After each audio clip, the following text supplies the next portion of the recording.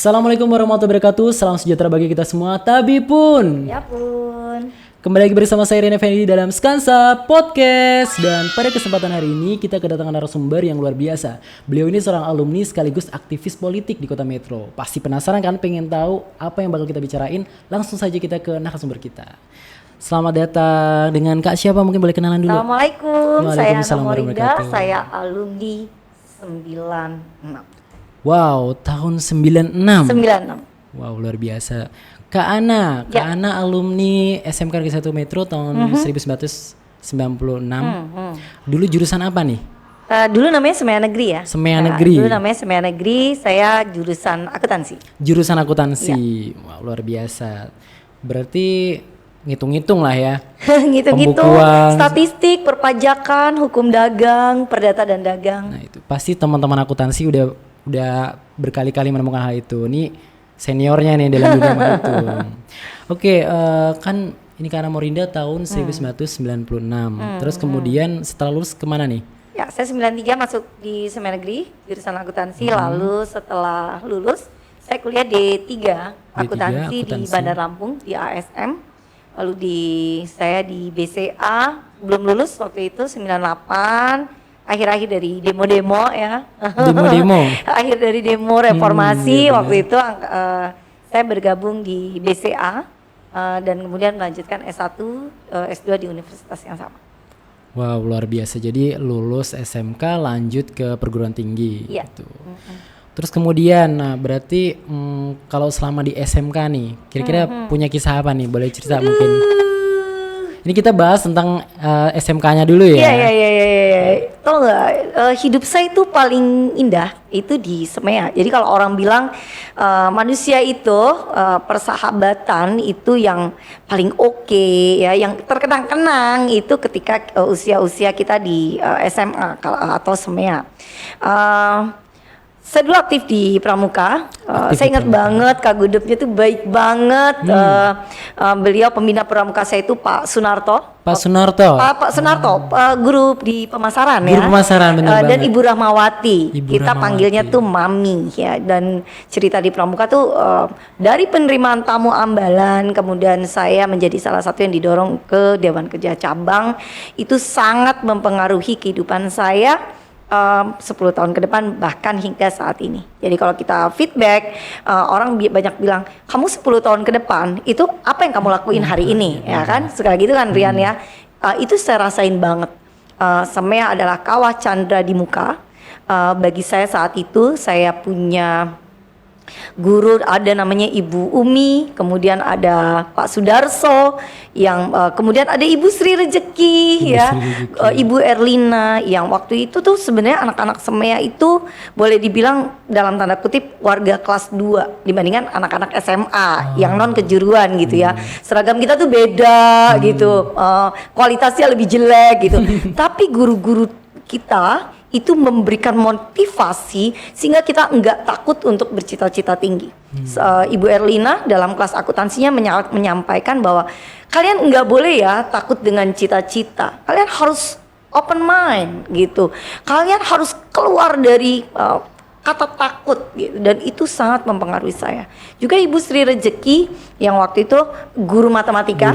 Semea waktu itu nggak ada matematika. Tiba-tiba ada ujian negara matematika. Jadi dulu nggak ada. Dulu nggak ada, kita tuh pelajaran matematika, dan saya masuk Semea biar nggak belajar matematika. Gitu jadi tujuannya. Tiba-tiba ketika kita mau lulus tuh, ternyata ada ujian negara matematika. Nah, Bu Sri Rejeki itu pagi di sekolah, kita siang saya dengan teman-teman saya. Ada yang salah satunya di pajak, hari ini Dedi, Meling, teman-teman saya tuh semuanya belajar di rumah Bu Sri Rejeki, bahkan sampai nginep-nginep. Dan ketika ujian negara berakhir, alhamdulillah gitu ya, saya dan teman-teman itu, Dedi nomor 1 Selampung 96, saya 93. Saya yang gak senang matematika nilainya 93 ujian negara matematika saat itu. Dan kalau saya feedback itu bukan karena kami murid-murid saja, tetapi karena guru-guru kami mensuntikkan sikap-sikap positif di kepala kami waktu itu untuk kamu harus berani gitu. Kamu harus kamu tuh sama dengan orang lain. Kalau orang lain bisa, kamu bisa nak gitu. Kamu pasti bisa nak. Ibu nak, dan mereka tuh nggak sekedar ngomong. Beliau tuh nggak sekedar ngomong, tapi beliau mendampingi kita sampai menghasilkan hal yang nggak mungkin menjadi hal yang mungkin.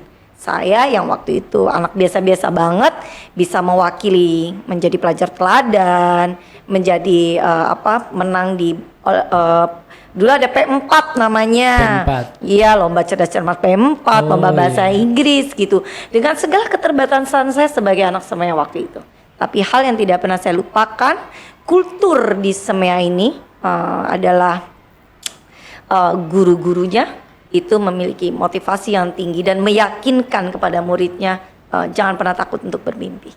Jangan pernah takut untuk bermimpi. Yes. Itu tagline-nya luar biasa. Jadi ternyata saat masih Semea ya dulu ya, saat masih Semea ternyata tidak ada matematika. Enggak ada. Ya, dan itu ternyata mungkin ya orang-orang terdahulu memikirnya, wah udahlah ngambil Semea aja nggak ada matematika kan ya biar nggak keberatan ya waktu ujian. Ternyata saat ujian negara justru malah keluar nih matematika. Betul. Luar biasa. Dan tadi ya kita dengar bahwa Kak Ana ini adalah salah satu aktivis organisasi di Pramuka. Iya, saya di Pramuka dan di OSIS juga. Pramuka dan OSIS, wah luar biasa. Dua organisasi besar yang pasti di setiap sekolah ada nih ya, karena memang ini wajib ya gitu. Berarti belajar berorganisasi dan semi politik itu mulai dari SMA ini ya, mulai dari SMA ini ya. Ya, saya menyukai organisasi sebenarnya dari SD ya. Dari SD. Ya, saya SD juga sudah memimpin di Pramuka di SD saya. Kemudian ketika SMP, saya di SMP 3 saya juga pemimpin Pramuka di Putri di sana. Dan ketika di Semea SMK saat ini saya dikirim oleh Pak Narto dan Bu Rahma waktu itu untuk menjadi Dewan Kerja Cabang di Cabang Lampung Tengah. Waktu itu belum Metro. Oh, masih belum Metro ya? Karena belum mekar sendiri ya. Metro masih bagian dari Lampung Tengah. Wow, luar biasa. Terus kemudian kalau sekarang ini kan yang kami tahu nih Kak Ana ini adalah aktivis politik gitu. Kenapa sih kemudian lulusan akuntansi, kuliah perguruan tingginya akuntansi, terus kemudian kok memilih di dunia politik? Bisa diceritain nih mungkin? Karena tadi ya saya berorganisasi itu dari kecil. Apa yang kemudian dihadapkan di di hadapan saya waktu itu adalah saya harus terjun nih. Jadi saya bekerja di sebuah perusahaan besar sebagai marketing. Sebagai marketing. Catet ya. Catet ya. Saya itu orang yang sekolahnya dari Semea akuntansi. Selesai sampai S1 akuntansi, tapi bekerja berkali-kali di marketing. Saya cuma sekali doang di akuntansi. Dan itu saat magang. Nah, pertanyaan kenapa saya memilih politik? Jadi waktu itu saya udah resign. Kemudian saya udah nggak ikut organisasi, saya jadi pengusaha. Teman saya almarhum Dodi namanya yang pernah jadi komisioner KPU di Lampung Tengah, waktu itu datang ngobrol dengan saya. Non, kamu masuk partai aja gitu, kamu tuh aktivis gitu, kamu udah deh, walaupun kamu jadi pengusaha itu hidup kamu gitu. Terus dia deket sama suami saya, dia bilang sama suami saya, mereka panggil saya Non, nama kecil saya Non. Bang, itu si Non suruh masuk partai aja gitu, kasihan dia gitu, dia pasti nggak ngomong gitu kan, tapi itu hidupnya. Dan suami saya dukung, kemudian karena partai di tempat saya ini adalah yang memang sangat dekat dengan kami waktu itu, menemani kami dalam perjuangan sebagai mahasiswa dalam reformasi, sehingga kemudian saya bergabung di PDI Perjuangan. Oh, seperti itu. Wow, luar biasa. Jadi memang sebenarnya tuh udah punya jiwa aktivis dari SD. Dari SD ini udah punya jiwa aktivis, terus kemudian sampai ke dunia kuliah, terus bekerja, terus kemudian malah jadi marketing tadi ya. Dan itu sebenarnya pengen bergerak tapi diam santai karena kan mungkin sudah berkeluarga tadi ya. Iya. Saat itu sih sebenarnya saya lagi menikmati hamil, terus bantuin suami saya usaha gitu. Keluarga muda lah. Tapi ternyata teman-teman yang tahu, teman-teman yang paham, wah ini nih punya jiwa yang mau bergejolak ini, masih bergejolak. Kalau didukung ini pasti bisa jadi hebat. Ternyata benar-benar jadi hebat. Belum hebat-hebat banget. Teman-teman saya dari Semea banyak yang jauh lebih hebat. Tapi saya bersyukur. Terus kemudian nih kalau boleh tahu nih tokoh politik yang jadi role modelnya siapa nih? Sampai akhirnya kemudian udah saya memutuskan untuk jadi aktivis politik nih gitu. Tokoh politik yang paling saya cintai adalah Siti Khadijah. Siti Khadijah. Iya, saya melihat dan membaca tentang beliau, bagaimana seseorang perempuan ya yang kemudian mendampingi suaminya yang saat itu orang kan belum kenal dengan Islam, gitu kan.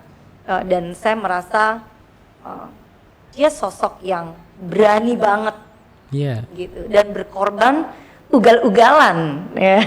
Berkorban ugal-ugalan kalau kata anak sekarang kan, gitu. Lalu dari siapa saya mencontoh itu? Dari ibu saya. Ibu saya adalah aktivis di Aisyah. Beliau pernah menjadi ketua Nahdlatul Aisyah, sehingga dari kecil itu saya sudah ikut ibu saya berorganisasi. Jadi memang udah dibawa kemana-mana. Betul. Akhirnya wah seperti ini nih. Bener. Ini. Pulang TK ibu saya ngaji kajian gitu, saya ikut.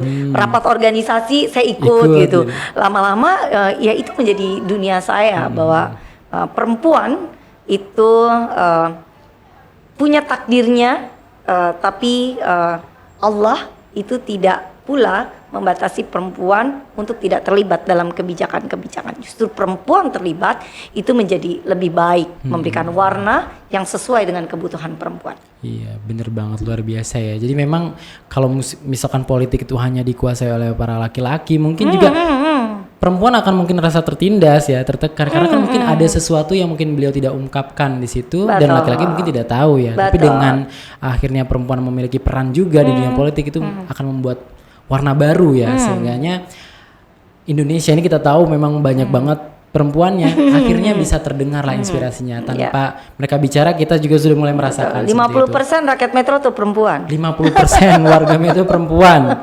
Luar biasa. Terus kemudian kan tadi aktivis di dunia politik nih. Terus usahanya gimana nih? Saya masih tetap berjalan. Masih jalan, tapi sejak saya terpilih di 2029 saya melepaskan seluruh usaha saya, ini adalah suami dan tim kita. Kemudian setelah saya resign dari DPRD karena waktu itu mau pilkada dan kemudian belum terpilih, kemudian saya kembali ngurusin usaha dan qadarullah, dan saya bersyukur pada Allah ini adalah masa-masa terbaik saya karena saya bisa nemenin anak-anak saya. Jadi anak-anak saya itu ada yang saya gendong sambil mimpin rapat PAC. Ada yang saat saya hamil sambil gendong memimpin rapat-rapat saat mereka kecil. Jadi ketika mereka SD, saya tidak hire langsung gitu. Lalu ketika mereka SMP, mereka sudah di asrama. Hari ini yang pertama kelas 2 SMA, yang adiknya kelas 3, yang adiknya kelas 2, dan yang kecil si bungsu itu masih kelas 1 SMP. Perempuan. Jadi saya melihat ini cara Allah supaya saya bisa mendampingi anak-anak saya untuk menggapai impian mereka. Wah, luar biasa. Jadi anak-anaknya juga ini ternyata sudah mulai diajarkan juga, diajak-ajak sama seperti ibunya dulu ya. Ibunya juga diajak nih sama neneknya kemana-mana. Ternyata anaknya juga supaya mungkin mereka juga tadinya ya mungkin akan memiliki rasa berani. Terus kemudian akhirnya melihat ibunya seperti ini. Jadi memang kalau tiba-tiba ditinggal ya ini loh nak, ibu tuh seperti ini aktivitasnya. Jadi akan mengerti kemudian seperti itu. Banget. Oke, mungkin kita break dulu ya. Kita nanti akan sambung lagi pertanyaan-pertanyaan kita. Pasti penasaran banget teman-teman di rumah sana. Bakal kita bahas apa lagi nih setelah ini. Oke, kita break dulu, sampai nanti.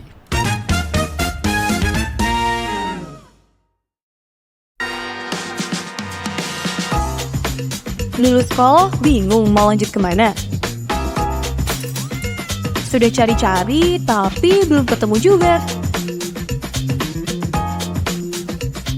Ini saatnya kamu pilih SMK. Lihat kantor yang menjamin kamu lulus langsung bekerja, kuliah, atau berwirausaha. Yuk, daftar Skansa Metro aja.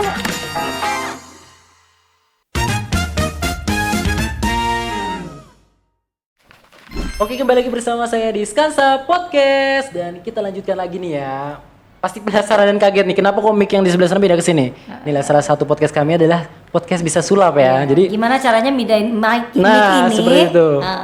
Mindahin mic ini ke sini dan ini ke sana. Ini pasti teman-teman bertanya-tanya loh, kayaknya tadi tampilannya gini kok berubah jadi gini. Enggak, emang tadi itu pra doang kan ya, gitu pra doang. Gimana sih rasanya kalau di posisi host gitu kan? Nah, ini berarti mau jadi host nih kan? Enggak berani. Oke, kita lanjut ke pertanyaan kita. Oke. Kalau tadi kan saya sudah tanya-tanya tentang berkaitan dengan politik ya. Terus kemudian ini masih sih dengan politik. Kira-kira politik dan organisasi kan hampir sama nih ya. Kalau menurut Kak Ana sendiri nih gimana tanggapan Kak Ana tentang organisasi dan politik? Jadi sebelum orang terjun, orang suka bilang gini, nanti kalau terpilih jadi anggota dewan mau ngapain? Saya mau belajar dulu, please gitu ya teman-teman. Belajar itu ketika kita di organisasi awal nih, SMP, SMA kita di OSIS, di Pramuka, itulah tempat kita belajar bagaimana berorganisasi. Ketika kita masuk di partai politik menjadi anggota, itulah tempat kita belajar. So, kalau nanti sudah terpilih, itu udah bukan belajar, berbakti, bekerja, udah harus paham, udah harus ngerti tugas, pokok, fungsi, dan lain-lain. Kenapa? Karena politik itu adalah membuat kebijakan, turut serta membuat kebijakan. Bagaimana kalau yang membuat kebijakan baru belajar? Nah, itu. Walaupun belajar itu sepanjang usia ya, tapi kita nggak boleh juga masuk ke dunia yang mempengaruhi hajat hidup orang banyak dengan kemampuan yang kita tahu. Aku sebenarnya nggak punya wawasan yang cukup untuk membuat kebijakan-kebijakan publik. Nggak boleh gitu juga gitu. Justru malah kalau misalkan nanti dia baru belajar malah bisa salah ngambil kebijakan.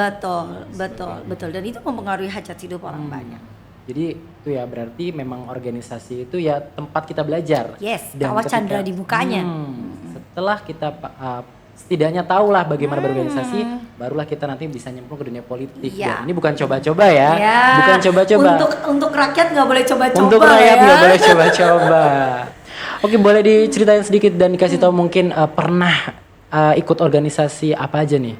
Atau pernah aktif saya pernah di 21 organisasi ya. 21 organisasi. Iya. Ini sejak masih sekolah SMA ketika atau saya sudah ketua DPRD. Ketua DPRD. 21 organisasi itu salah satunya adalah wakil sekjen ADEXI. ADEXI itu Asosiasi DPRD seluruh Indonesia. Metro kota yang kecil, penduduknya nggak nyampe 200.000, tapi waktu itu dipercaya menjadi wasekjen dan saya belajar banyak banget di ADEXI. Belajar banget dari ketumnya waktu itu adalah ketua DPRD Surabaya, Cak Armuji yang sekarang wakil wali kota Surabaya. Di sana saya belajar bagaimana membuat kebijakan-kebijakan publik yang pro rakyat bersama teman-teman. Ada Pak Didi itu Partai Golkar dari NTB. Kemudian ada Bunda Balkis dari Partai Golkar juga dari Pekalongan. Kalau Cak Armuji yang saya sebutkan tadi itu adalah senior saya di PDI Perjuangan. Itu adalah salah satu yang paling berkesan karena di sana saya nggak ada yang manggil saya sis. Semua panggil saya apa? Bro. Loh, malah bro ya? Ya, jadi di ADEXI itu nggak ada tuh yang panggil saya Mbak, Bunda gitu. Semua panggil saya Bro gitu. Bro gitu. Kemudian saya di Pramuka, saya cinta mati ya dengan Pramuka itu dari siaga sampai kemudian saya menjadi Kakwarcap di Kota Metro dan kemudian mendapatkan kepercayaan dari Mbak Nuni untuk menemani beliau sebagai Wakasatu Bina Buddha di Kuarda Lampung.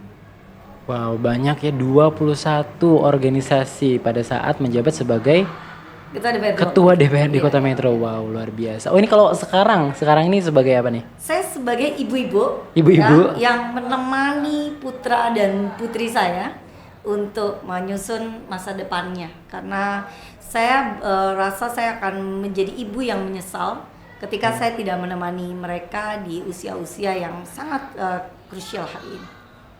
Iya, bicara tentang ibu-ibu ini kan pada saat menjadi aktivis politik, tentunya juga sebagai ibu kan. Gimana nih cara bagi waktunya? Kok bisa sih seorang ibu-ibu yang harusnya memang mengerjakan pekerjaan rumah, terus kemudian memasak dan sebagainya, tapi juga aktivis organisasi? Saya seorang perempuan yang menganut delegasi. Saya pemimpin yang delegatif. boleh tanya dengan teman-teman saya bertanggung jawab atas sesuatu. Semuanya berkaitan dengan organisasi yang saya pimpin, tapi saya delegatif. Jadi kalau dia wakil misalnya kalau di DPC yang saya pimpin ya, wakil ketua bidang pemenangan BP Pemilu, maka segala urusan yang berkaitan dengan pemenangan BP Pemilu itu dia, walaupun kita putuskan bareng-bareng. Begitu juga ketika saya memimpin DPRD, memimpin perusahaan, atau juga saya berumah tangga gitu. Hal-hal yang bisa kita bagi dengan suami, anak-anak, kemudian anak-anak angkat saya yang bekerja di rumah, kami berbagi bersama-sama, berbagi tanggung jawab bersama-sama. Jadi sudah ada job desk-nya gitu ya. Iya. Jadi sebagai ibu ya udah nih membagi gitu tugas ibu seperti ini, nanti sisanya dilanjutkan oleh anak-anak. Terus kemudian mungkin kalau di organisasi sesuai dengan ya bidang kamu di bidang ini, maka kamu bantu saya di bidang ini. Seperti itu. Jadi memang sudah tertata ya gitu buat teman-teman di rumah juga nih ya. Mungkin teman-teman dikasih tugas nih sama orang tuanya, kakak nyapu, adik mungkin mengelap kaca dan sebagainya, itu nggak boleh gerutu ya. Memang ternyata ibu itu tugasnya memang berat banget ya. Karena ternyata nih, kalau kita lihat, itu kenapa penting ya? Kenapa anak Indonesia itu ada yang bilang pinter-pinter, tapi kemudian ketika harus bersaing di dunia global, kalah mandiri. Nah, itu. Jadi kita tuh, tapi sekarang udah diperbaiki karena di sekolah kan ada pelajaran karakter kan, gitu ya. Banget. Kita tuh nggak boleh kalah mandiri dan attitude. Ke depan everything, semua all di dunia ini mungkin sudah bisa dilakukan oleh AI. Ya. Benar. Apa yang membedakan AI dengan manusia? Manusia punya rasa, nggak punya rasa. Benar. Nah, jadi apa yang membuat persaingan itu seorang anak Indonesia dia bisa mampu bersaing di dunia global? Attitude. Sopan santun. Cara menghargai orang lain, cara menghargai perbedaan. Mengerti batasan di mana yang ini etis, ini tidak etis. Karena satu-satunya yang tidak bisa dilakukan oleh AI nanti adalah attitude. Bener banget. Jadi memang attitude ini sangat penting banget dan itu memang sudah orang tua kita didik ya. Betul. Mungkin dengan tugas-tugas tadi itu. Terus juga melatih kemandirian tadi ya. Bener banget karena memang ya kita tahu bahwa usia itu memang dari muda sampai tua dan kemudian pasti nggak mungkin selamanya kita akan hidup di dunia, pasti akan ada batasnya. Makanya orang tua itu ternyata menugaskan kita itu untuk itu tadi, supaya kita mungkin bisa mandiri. Itu kemampuan dasar yang harus dimiliki. Bisa mandiri, terus kemudian kita bisa akhirnya bisa menularkan lagi mungkin ke anak kita dan sebagainya, hal semacam itu. Nih buat teman-teman di rumah ya, memang manajemen waktu, manajemen job ini atau pekerjaan-pekerjaan yang ada di rumah ini memang sudah diatur oleh orang tua, maka nggak boleh protes ya. Ini langsung tanya dari ibu yang sekaligus aktivis organisasi, aktivis politik ini, bisa benar-benar membagi waktu. Dan memang kalau sudah ditugas nggak boleh main-main ya, nggak boleh ngambil tugas orang lain juga ya, karena itu akan berakibat fatal nih. Apa punya pengalaman mungkin? Betul. Jadi di rumah saya itu ada peraturan. Ada peraturan. Kamu nggak boleh keluar dari kamarmu. Kalau kamar kamu belum beres. Kita manusia itu akan menyelesaikan begitu banyak persoalan di dunia. Minimal kamu bangun pagi, sholat, kamu sudah selesaikan satu tugas. Beresin tempat tidur kamu. Beresin tempat tidur. Ya, sehingga hari itu kita akan positive thinking dan siap menghadapi hari. Tuh jadi ada satu peraturan yang memang harus nih, pokoknya setiap anak dan siapapun yang tidur, ini ketika sudah terbangun terus kemudian sholat, beresin tempat tidur. Ya. Kamu boleh aktivitas yang lain, mau tidur lagi juga boleh kalau itu boleh. Tapi kamu harus beresin tempat tidur. Beresin tempat tidurnya seperti itu tuh. Oke, terus kemudian mungkin kalau ini anaknya Kak Ana nonton, dia langsung, "Wih, mama banget nih." Gitu. Bener banget nih gitu. Oh, jangan-jangan, wah, saya mau beresin nih, nanti pulang-pulang udah rapi gitu. Ya, terus kemudian kalau misalkan di rumah berarti juga masak. Terus kemudian kalau misalkan lagi aktivitas keluar daerah nih, gimana nih? Saya tuh anak-anak tuh dari kecil sudah mandiri ya. Sudah mandiri. Dan mereka itu nggak pernah saya didik untuk menjadi anak seseorang dengan segala privilege-nya. Jadi kalau polisi-polisi lalu lintas yang berjaga di sekitar taman kota, karena waktu itu saya tinggal di rumah dinas kan, itu tahu banget bahwa anak saya itu ke sekolah tuh jalan kaki nyebrangin taman kayak Sri Muhammadiyah. Oh. Yang nyebrangin itu para polisi atau para Pol PP atau naik sepeda. Paling keren naik motor. Gitu. Itu untuk mendidik mereka, dan mereka tuh naik angkot dari TK gitu. Sehingga ketika SMP mereka sudah punya skill itu untuk hidup di mana aja. Mereka tuh sekolahnya di Bandung ya SMP. Oh, ini SMP-nya di Bandung Iya, ya, Pak? ketika Covid kan pesawat terbang nggak ada yang ke Bandung kan. Kemudian Bandung pindah bandara. Mereka itu oke banget naik Damri misalnya. Nggak dapat Damri, mereka naik travel. Kemudian mereka bisa tinggal di masjid, mereka bisa tinggal di manapun, mereka bisa survive. Semandiri itu? Yes. Nah, ketika mereka ke Singapura, mereka atau ke luar negeri gitu, mereka akan menjadi pemandu bagi teman-temannya. Dan itu kami didik, kami latih dari kecil. Mental untuk libatkan Allah. Kamu harus berkeyakinan bahwa Allah ini pemilik langit dan bumi. Jadi di bawah langit manapun itu akan sama buat kamu. Wow, luar biasa. Jadi memang ini lengkap banget ya kalau kita perhatikan ini Kak Ana nih, ibu iya, aktivis organisasi iya, sebagai pimpinan iya. Wow. Mbak-mbak juga loh. Oh, mbak-mbak juga. Bro juga. juga. Iya, belum lama. Saya habis sholat subuh. Saya nyiram bunga dong ke depan ya kan, habis dengan suami saya bilang pilih luar pagar apa dalam pagar gitu kan. Suami saya, abah dalam pagar deh gitu. Saya di luar pagar gitu, dengan seragam mama ya, yang pakai training, pakai daster, pakai jaket gitu kan, pakai jilbab langsung gitu kan. Saya nyiram bunga dong. Ada bapak-bapak jalan pagi, mungkin habis sholat ya, masih pakai gamis gitu. Terus adek bersih-bersih, jeh pak, saya bilang gitu. Terus sampai jam berapa kerja di tempatnya Bu Ana? Ketawa Rian, suami saya terbak-bak waktu itu. Terus saya juga kaget ini. Sampai jam berapa kerja di Bu Ana? Sampai siang aja bapak. Terus ya Allah, iya di rumah saya itu juga udah nggak ada yang bersih-bersih. Lalu saya bilang, siap bapak. Terus tinggal di mana dek? Tinggal di sini pak. Oh tinggal di rumah Bu Ana. Iya bapak gitu. Aduh kalau tinggal di rumah Bu Ana nggak bisa ya kerja di tempat saya. Oke maaf ya bapak. Suami saya keluar dari pagar karena mendengar ada yang ngobrol. Saya gini-gini dong dari belakang. Diem, dia nggak tahu kalau ini saya. Terus dia bilang gini ke suami saya, Pak apa kabar? Baik. Bu Ana sehat Pak. Suami saya dengan ngeliatin saya dong. Saya bilang diam dia. Dan ketika suami saya itu tahu, ya Allah dia ketawa kebahak-bahak. Ya selamat ibu, berarti ibu dalam subuh yang gelap kelihatan cukup muda sehingga dikira adik-adik. Ini saya sampai terbayang nih di kepala saya.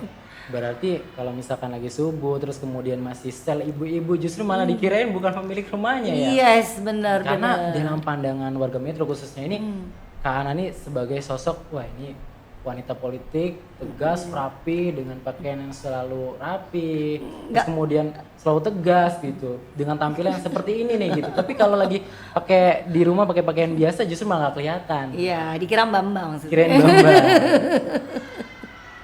Terus kemudian nih, kan tadi kita udah bahas nih tentang beberapa organisasi, ada 21 organisasi.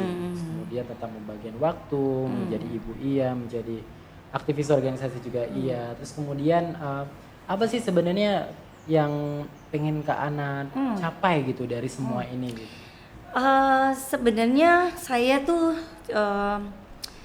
cita-citanya tuh sederhana. Saya ingin sampaikan kepada semua perempuan yang memiliki cita-cita. Kita tuh madrasah pertama buat anak-anak kita. Jadi menjadi perempuan yang cerdas itu juga penting. Kenapa? Karena secara genetik anak-anak itu turun lebih banyak dari ibunya daripada ayahnya. Kemudian secara contoh, anak-anak mencontoh ibunya sebelum dia mencontoh lingkungan yang lainnya. Jadi saya ingin bilang sama perempuan, semuanya menyemangati para perempuan, kita harus menjadi pribadi yang kuat. Kita harus menjadi pribadi yang kuat karena anak-anak kita itu nggak pernah tahu kapan kita lemah. Kita harus menjadi pribadi yang sabar dan tegar karena lingkungan kita nggak pernah tahu kapan kita sebenarnya perlu waktu untuk me time, merasa lemah. Jadi apa yang ingin saya sampaikan adalah perempuan itu harus berani untuk mencapai apapun cita-citanya. Luar biasa. Jadi memang perempuan itu harus kuat, cerdas, sabar Dan gagah. dan gagah gitu. Itulah kenapa Kak Ana yang kita lihat ini selalu fresh ya. Beliau ini memang energik sekali gitu kan. Kalau soal fresh itu karena saya suka pakai merek Tidit gitu ya. Nit ya. Kalau pengen fresh pakai merek Nit. Iya, wow luar biasa ya. Memang kita tahu ya wanita itu adalah madrasah pertama gitu. Memang kalau misalkan jadi wanita yang hanya santai-santai aja, mungkin terus kemudian biasa-biasa aja, justru malah berimbas pada nanti anak-anaknya gimana nih. Ya. Bisa jadi malah nanti anak-anaknya jadi lebih berani sama orang tuanya, malah akhirnya dia berani menantang dan sebagainya. Betul. Sangat gak baik banget ya. Justru memang kalau memang kita kuat, tegas gitu, anak-anak akan paham, menghormati. Akhirnya itu akan menimbulkan jiwa apa ya di diri anak-anak tuh, oh ini orang tua saya berwibawa nih, saya harus seperti ini. Walaupun saya dengan anak-anak dan saya dan suami dengan anak-anak itu kita friend banget. Friend banget. Kita ngafe bareng. Anak-anak saya tuh ngobrolin cewek yang dia taksir atau yang naksir dia bareng. Yang bungsu ini udah SMP, udah tahu bedanya yang ganteng sama yang enggak gitu kan. Juga kita ngobrol bareng gitu. Jadi sometimes saya dengan suami saya itu menjadi temennya anak-anak gitu ya. Dan anak-anak saya itu kalau lagi ini ya manggilnya emak gitu kan. Wima nggak gitu-gitu kali ma gitu. Kadang-kadang saya yang kepo kan, Dek ini apa sih Dek? Dia jelasin dengan bahasa yang khas anak muda gitu. Dan di sekali waktu mereka juga panggil saya bro. Panggil bro juga? Juga gitu. Luar biasa, jadi memang harus friendly ya. Friendly sama anak-anak, memang itu yang akhirnya akan membuat mereka lebih terbuka. Sehingga juga orang tua akhirnya tahu nih apa yang dibutuhkan anak dan sebagainya. Betul. Kalau dari teman-teman sendiri nih, kan di dunia politik mungkin atau di dunia organisasi, ada juga nggak yang nyaman terus ngobrol juga curhatin dan sebagainya? Oh saya mau dapat ilmu juga lah dari Kak Ana gitu misalkan, atau kalau saling diskusi banyak ya, banyak yang kita tuh saya selalu terbuka untuk teman-teman yang apalagi kalau ibu-ibu pengen masuk organisasi, wah saya selalu support dan sangat terbuka dari berbagai organisasi baik pribadi itu saya suka banget gitu, karena bagi saya membantu orang itu insya Allah saya berkeyakinan bahwa kalau saya bantu orang Allah akan bantu anak-anak saya. Gitu. Luar biasa banget ya. Ini buat teman-teman di rumah juga, kalau misalkan teman-teman mungkin pengen ngobrol-ngobrol juga atau mungkin tanya-tanya sesuatu juga boleh ya? Boleh, atau mau saya hostin juga boleh. Oh gitu, boleh juga. Enggak, saya nggak berani nge-host. Nggak berani nge-host ya. Pertanyaan kita mungkin yang terakhir nih, closing statementnya nih. Kira-kira pesan dan kesan apa nih yang pengen disampaikan ke teman-teman di rumah, khususnya ke adik-adik siswa SMK di satu Kota Metro dan juga masyarakat umum nih? Ya, untuk adik-adik yang kali sekarang sih bukan adik-adik, aku berasa muda banget. Untuk anak-anak aku yang hari ini masih menjadi siswa dan siswi di SMK kebanggaan kita ini, saya menyampaikan apa yang dulu disampaikan oleh guru-guru saya yang membuat saya hari ini seperti yang teman-teman kenal. Jangan pernah takut bermimpi.